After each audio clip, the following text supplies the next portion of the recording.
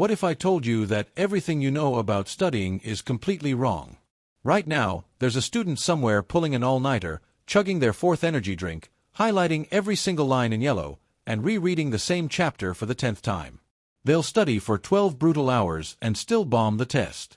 But across campus, another student just closed their books after only 2 hours of studying.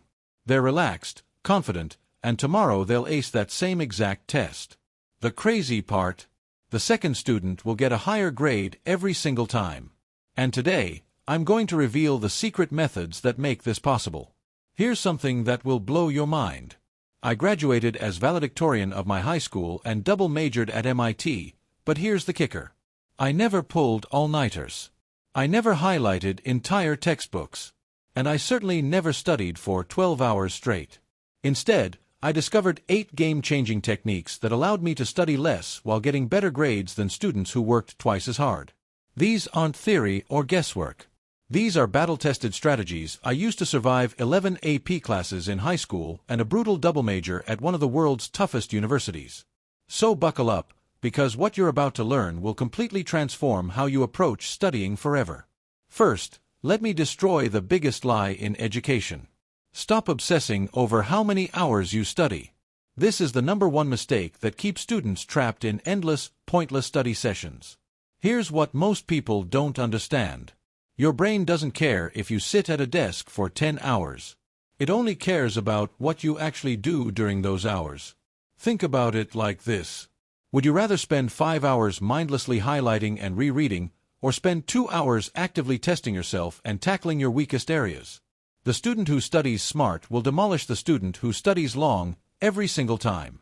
From this moment forward, never measure your study sessions by time. Measure them by results. Now here's a technique so powerful, it feels like cheating. I call it reverse reading, and it will save you hours while doubling your comprehension. When you have a massive textbook chapter to get through, never start from the beginning. That's what amateurs do. Instead, flip to the end and read the chapter summary first. Then scan the key points and important terms. Now you have a roadmap of where you're going. Next, flip back to the beginning and do a lightning-fast first pass. Look only at headings, charts, bold words, and highlighted boxes. Your brain is now primed and ready. Finally, go section by section, reading the first paragraph, skimming the middle, and reading the last paragraph of each section. This technique alone will cut your reading time by 60% while boosting your understanding. It's like having a cheat code for textbooks. But here's where it gets even better. Most students destroy their productivity without even realizing it through something called context switching. Every time you jump from math homework to writing an essay to science problems, your brain has to completely rewire itself. This transition costs you 10 to 15 precious minutes every single time.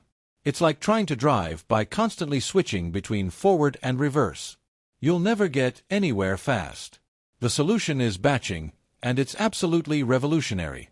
Group all similar tasks together.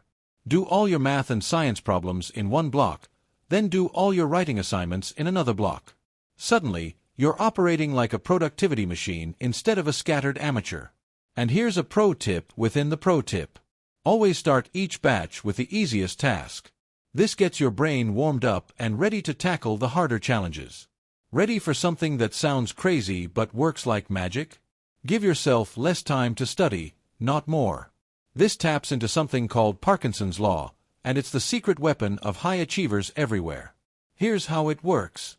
Work will always expand to fill whatever time you give it. Give yourself a week to write an essay, and you'll somehow need the entire week. But give yourself just 3 hours, and you'll be shocked at how efficiently your brain can work.